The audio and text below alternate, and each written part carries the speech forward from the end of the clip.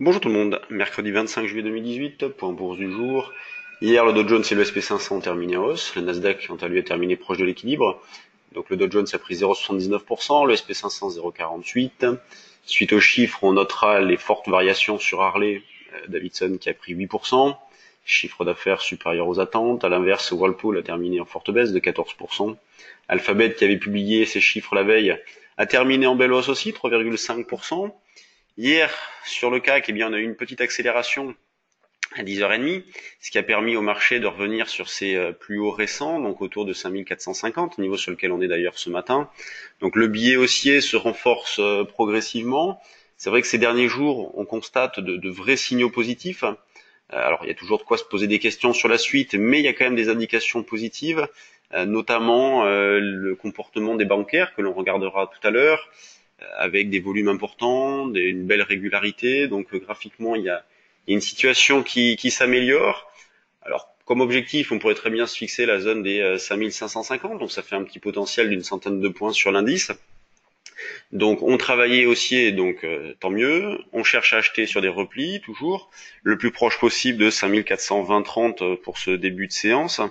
On peut très bien en profiter pour acheter des calls aussi, pour jouer ce qui peut constituer un solde acheteur. Donc on achète des calls, on profite d'une volatilité qui est assez basse, autour de 10, on les paye pas cher, donc notamment sur août, dans l'idée de profiter d'une éventuelle reprise. Alors pour l'instant, il n'y a pas de quoi s'emballer non plus, il n'y a pas un changement majeur de situation, mais la séance d'hier est riche d'enseignements, donc si aujourd'hui ça confirme, on va se laisser 2-3 jours pour envisager un changement de contexte pour quelques jours. Sur le fond, ça changerait pas grand-chose. On pourrait très bien aller chercher la zone des 5550, voire 5600. Sur le fond, ça changerait pas grand-chose, mais il y a peut-être une fenêtre de tir d'une centaine de points à jouer. Le DAX, ce matin, on voit qu'il est un petit peu en retard, puisqu'il fait pas grand-chose. Alors c'est peut-être lui à venir chercher d'ailleurs. Le CAC surperforme un petit peu, donc pourquoi pas s'intéresser au DAX, en acheter un petit peu. Auquel cas là, on serait sur des niveaux d'achat, dans l'idée d'aller chercher la zone des 12 740, puisque tandis que le CAC est sur ses plus hauts d'hier, le DAX est nettement en dessous, puisque c'était 12 740, on est 60 points plus bas. L'eurodoll, eh bien, continue de pas faire grand chose, il a évolué entre les mêmes limitières, donc on continue à travailler vendeur, le plus proche possible de 1,171520 pour ce début de séance, dans l'idée d'aller chercher 1,1680 et pourquoi pas la zone des 1,1655-60, ce qui constituait les plus bas de mardi matin, enfin d'hier matin.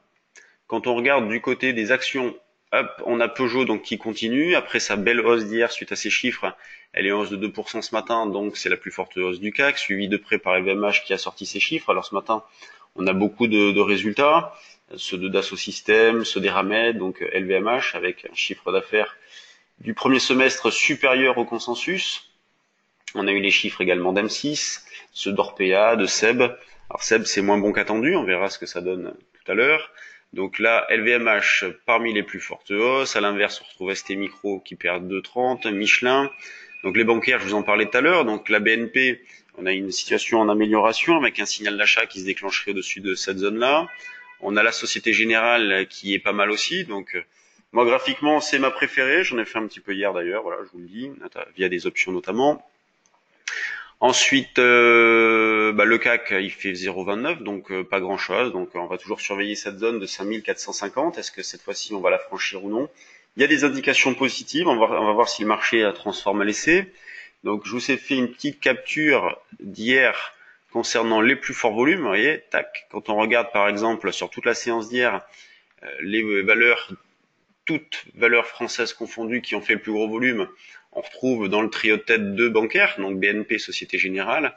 On a Peugeot entre les deux suite à ces chiffres, donc il y a eu un gros volume sur Peugeot hier, mais on voit BNP, Société Générale, il y a de l'intérêt. D'ailleurs sur la Société Générale, on aura les chiffres la semaine prochaine, en début de semaine me semble-t-il.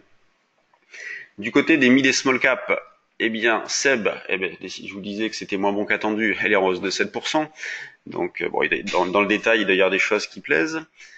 Rosilex qui prend 5,5, donc c'est pas mal aussi. On pourrait avoir un signal d'achat au-dessus de cette zone-là. On a TF1 qui monte, Nanobiotics, Nextedia. Donc on voit qu'il y a un petit peu de spéculation ce matin, notamment des ajustements suite à des chiffres, des réactions suite à des chiffres. Eramet en baisse suite aux chiffres justement qui cassent des derniers plus bas, c'est pas terrible. Donc on voit que le moral est plutôt bon, il y a de l'intérêt. Le volume, comment est-il? 180 millions à 9h20, c'est pas énorme. Mais il y a des petites touches à droite à gauche, un bon comportement du marché dans son ensemble, avec, comme vous le voyez, le marché qui a bien tenu lundi, donc début de semaine il a bien tenu, derrière il s'est bien repris, petite hausse hier dès l'ouverture, puis la hausse s'est accélérée notamment à 10h30, et puis ensuite en début d'après-midi, et puis ce matin on a eu tout de suite des petits achats entre 8h et 9h qui ont ramené l'indice sur ses derniers plus hauts. Donc c'est plutôt pas mal, ça va dans le bon sens, ça va dans le sens d'une poursuite, mais tout cela ne tient à pas grand chose, c'est pour ça qu'il y a tout pour rester méfiant, d'où l'idée de s'appuyer grandement sur les options. Et bien justement, les options, il en est question aujourd'hui à Bordeaux, puisqu'on fait une petite révision future option. On va voir les stratégies qu'il est possible de mettre en place dans le contexte actuel. Sur ce, eh bien, je vais aller les rejoindre, je vous souhaite une bonne séance, et puis à demain.